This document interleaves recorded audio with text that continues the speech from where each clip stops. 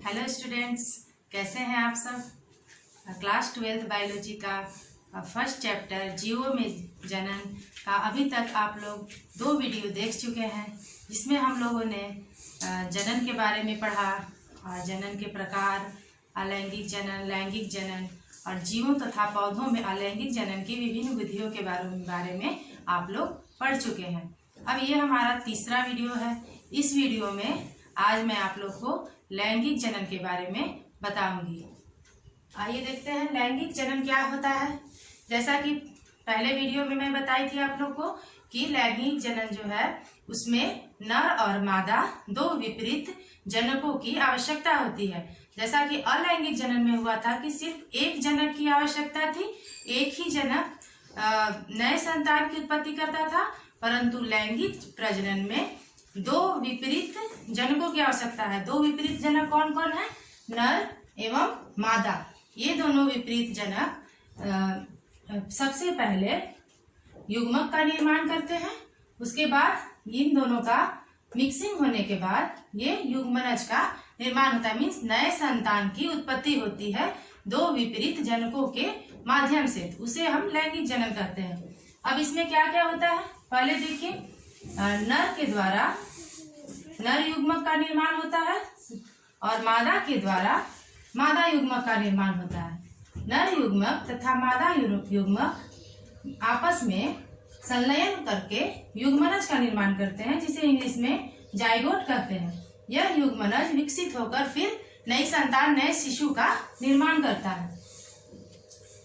अब एक चीज और हम लोग सीखेंगे कि ये जो नर युग्मक कोई भी व्यक्ति के अंदर गुणसूत्र उसके बारे में हम लोग विस्तृत रूप से अगले वीडियो में देखेंगे। गुणसूत्र के बारे में नर युग्मक के अंदर या किसी भी व्यक्ति के अंदर 2n गुणसूत्र पाए जाते हैं। 2n मीन्स डिप्लॉयड गुणसूत्र पाए जाते हैं, मीन्स 46 डिप्लॉयड, हेप्लॉयड, ये सब के बारे में भी हम बाद में अध्ययन करेंगे। तो 2n पाए जाते हैं, किसी भी व्यक्ति में गुणसूत्रों की संख्या 2n होती है।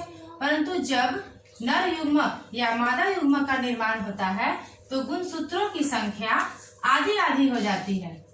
जैसे कि 23, यहाँ पे 46 था और यहाँ पे युग्मक के अंदर गुणसूत्रों की संख्या आधी हो जाती है। वो कैसे होती है? अर्धसूत्री विभाजन के द्वारा। अब ये कोशिका विभाजन जब हम लोग पढ़ेंगे तो उसमें अर्धसूत्री, समसूत्री विभाजन के बारे में अध्ययन करेंगे कि किस विभाजन में क्या प्रक्रिया होती है, वो किस प्रकार से होती है। तो अर्धसूत्री विभाजन के द्वारा क्या होता है कि गुणसूत्रों की संख्या आधी हो जाती है।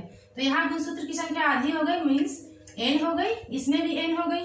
अब ये नर युग्मक तथा मादा युग्मक आपस में संलयन करके जो युग्मनज बनाएंगे उसमें भी गुणसूत्रों की संख्या जो होगी वो 46 होगी, क्योंकि किसी भी व्यक्ति में गुणसूत्र की संख्या दुगनी, मीन्स ये डिप्लॉयड कंडीशन में होती है।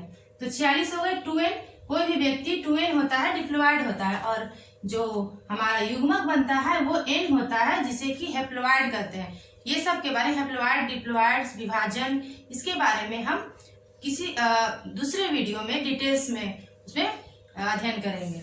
ठीक है। अब एक हमारा टर्म आता है द्विलिंगी, बाइसेक्सुअल।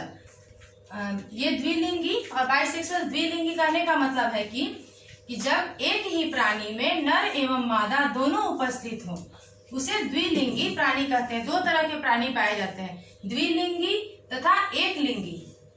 वैसे प्राणी जिसमें दोनों लिंग मीन्स नर और मादा दोनों एक ही प्राणी के अंदर उपस्थित हो, उस प्राणी को द्विलिंगी, द्वि मतलब दोनों लिंग, नर और मादा दोनों उपस्थित हो, तो उस प्राणी को द्विलिंगी या बाइसेक्सुअल कहते हैं। उसका उदाहरण है केचुआ, लीच और स्पंज। दूसरा है एकलिंगी या यूनिसेक्सुअल। एक मीन्स एकलिंगी, नर और मादा अलग अलग प्राणियों में उपस्थित हो। जब नर लिंग अलग हो और मादा लिंग एक दूसरे प्राणी पे हो तो उसे हम कहते हैं एकलिंगी। तो जिसका सबसे अच्छा उदाहरण है मनुष्य या जितने भी उच्च कोटि के जीव जंतु हैं, जानवर हैं, चाहे जो भी है, तो वो सब एकलिंगी होते हैं। जो निम्न कोटि के छोटे जीव जंतु जो होते हैं वो बाइसेक्सुअल उभयलिंगी होते हैं या द्विलिंगी होते हैं। और जो उच्च कोटि के हमारे जीव जंतु जानवर हो गए, मनुष्य हो गए, जो जिसका विकसित पूरी तरह से वेल डेवलप्ड जितने भी ऑर्गेनिज्म पाए जाते हैं वो एक लिंगी, ज्यादातर एक लिंगी ही होते हैं। तो एक लिंगी कहने का मतलब है, इसको अच्छे से समझ लेना है, एक लिंगी और द्विलिंगी को, इसमें बहुत ही कंफ्यूजन होता है। इसे नाम से ही स्पष्ट है कि एक लिंगी कहने का मतलब है कि वैसे प्राणी जिसमें सिर्फ एक लिंग पाया जाता है, नर लिंग अलग और मादा लिंग अलग, उसका उदाहरण है मनुष्य। अब देखते हैं लैंगिक जनन में होने वाली घटनाएं। लैंगिक जनन को समझने के लिए उसमें होने वाली जो भी घटनाएं हैं उसको 3 भागों में हम विभाजित करते हैं। पहला है निषेचन पूर्व घटना, दूसरा है निषेचन और तीसरा है निषेचन पश्च घटना। जैसा कि इसमें था कि नर से नर युग्मक, मादा से मादा युग्मक, नर युग्मक और मादा युग्मक संलयन करके युग्मनज का जो निर्माण किया, युग्मनज का निर्माण होता है। तो ये जो युग्मनज का निर्माण हुआ संलयन के बाद, इस प्रक्रिया को ही हम निषेचन कहते हैं। अब आइए देखते हैं निषेचन पूर्व घटना। निषेचन पूर्व घटना कहने का मतलब है कि नर युग्मक और मादा युग्मक के मिलने के बाद जो युग्मनज का निर्माण होता है, इस प्रक्रिया को हम निषेचन कहते हैं। तो ये निषेचन होने की पहले की प्रक्रिया, निषेचन होने के बाद ये युग्मनज का निर्माण हुआ, इसके पहले की प्रक्रिया को निषेचन पूर्व घटना कहते हैं और इस प्रक्रिया को कहते हैं निषेचन। और इसके बाद की जो घटना होगी, युग्मनज बनने के बाद जो प्रक्रिया होगी, उसे कहेंगे निषेचन पश्च घटना। अब आइए एक एक करके हम लोग समझते हैं। पहली घटना को समझते हैं, निषेचन पूर्व घटना। तो निषेचन पूर्व घटना में क्या क्या होगा? पहला पॉइंट है युग्मक जनन, गैमिटोजेनेसिस। युग्मक जनन कहने का मतलब है कि निषेचन पूर्व की घटना क्या होगी? युग्मक का निर्माण, नर में नर युग्मक का निर्माण होगा, मादा में मादा युग्मक का निर्माण होगा। तो निषेचन पूर्व घटना में क्या क्या प्रक्रिया होगी? पहली होगी युग्मक जनन, मीन्स युग्मक का निर्माण, और दूसरी प्रक्रिया क्या होगी? युग्मक स्थानांतरण। तो पहले युग्मक का निर्माण होगा, फिर निर्माण होने के बाद युग्मक जो है एक जगह से दूसरे जगह पे जाएगा, नर या तो नर मादा के पास आए या मादा नर के पास जाए। तो ये हो गई युग्मक जनन में युग्मक के निर्माण की प्रक्रिया को युग्मक जनन कहते हैं। अब युग्मकों के प्रकार देखते हैं हम, युग्मक कितने प्रकार के होते हैं। इसमें पहला है समयुग्मकी आइसोगैमस, दूसरा है असम युग्मकी एनिसोगैमस, तीसरा है विषम युग्मकी ओगैमस। जैसा कि नाम से ही स्पष्ट है, समयुग्मकी कहने का मतलब है कि नर युग्मक तथा मादा युग्मक दोनों आकार व परिमाण में समान हो, ऐसा युग्मक जिसमें कि नर युग्मक और मादा युग्मक दोनों का आकार, परिमाण सब कुछ एक समान हो, तो उस तरह के युग्मक को हम क्या कहेंगे? समयुग्मकी। जैसा कि ये फिगर में दिख रहा है कि ये नर युग्मक है, ये मादा युग्मक है, दोनों आकार परिमाण में एक जैसे हैं।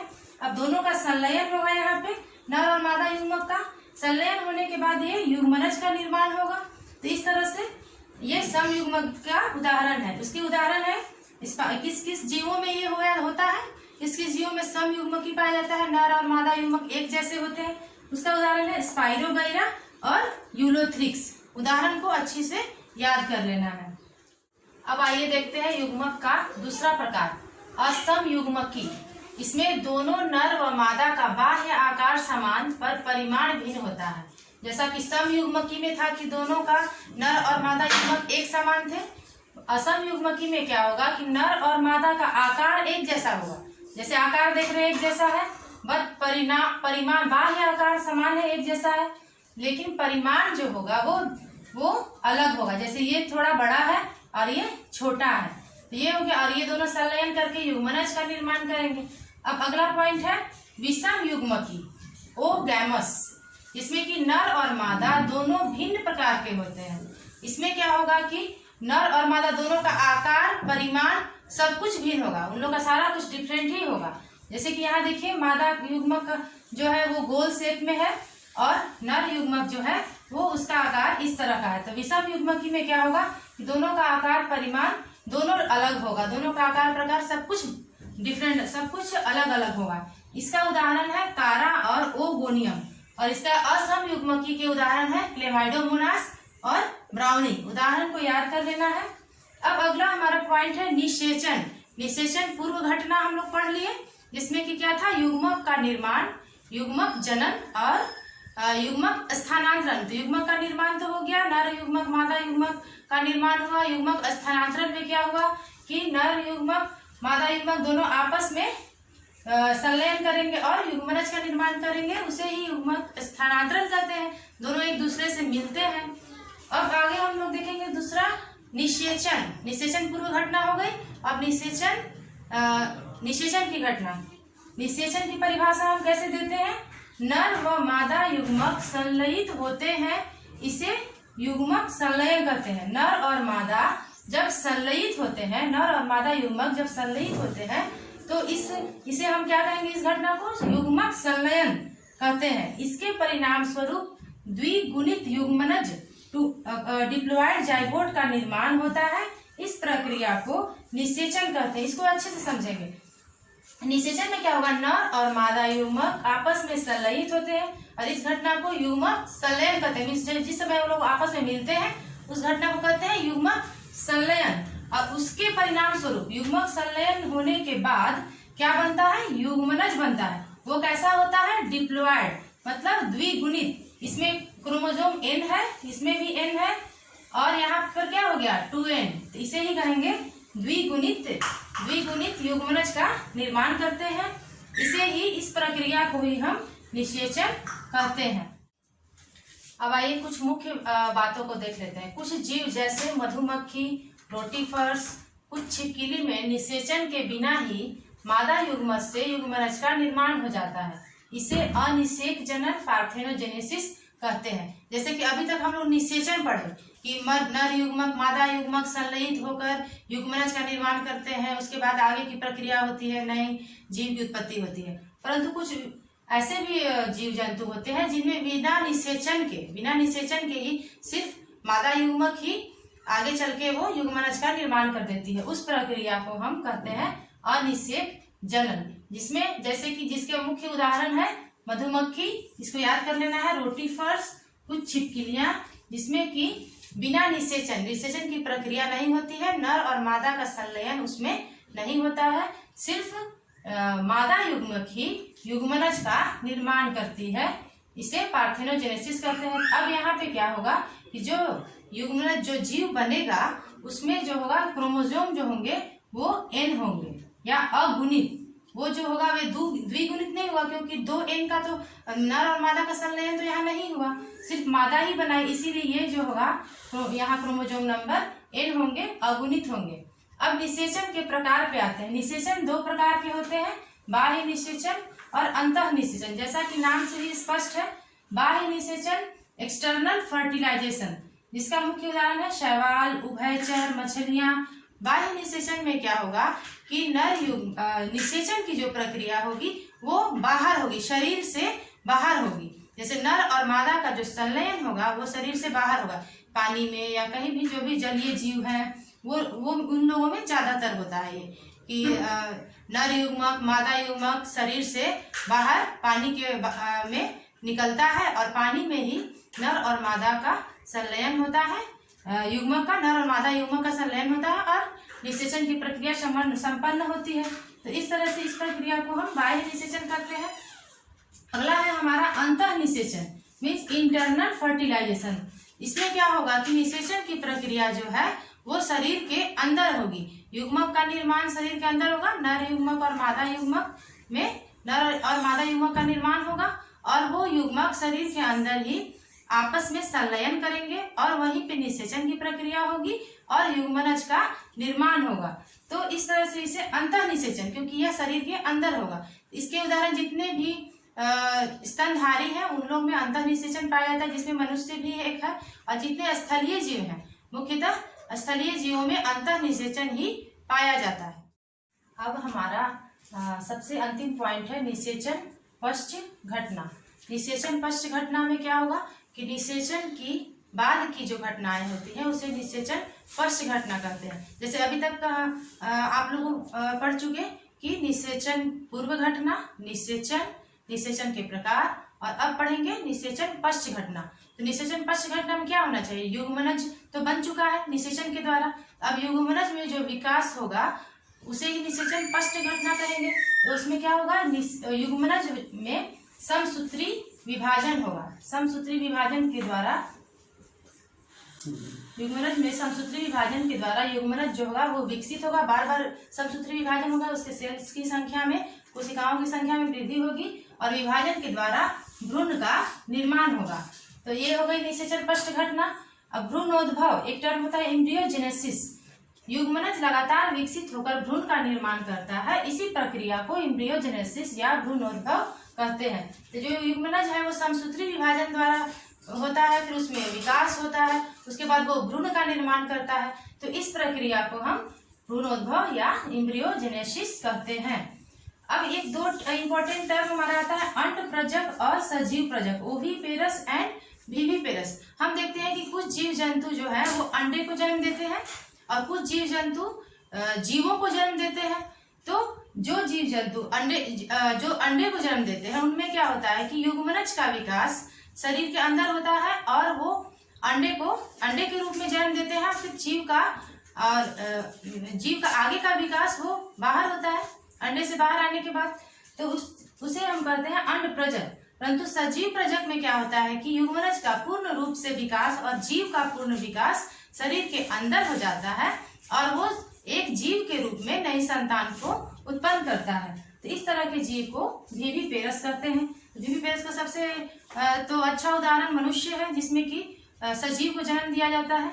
इस तरह से आपका ये आज का टॉपिक ये समाप्त होता है, जिसमें आज हम लोग पढ़े कि निषेचन क्या होता है, निषेचन की पूर्व घटना, निषेचन के बाद की घटना, निषेचन कितने प्रकार का होता है और युग्मनज कितने तरह के होते हैं, युग्मक कितने प्रकार के होते हैं।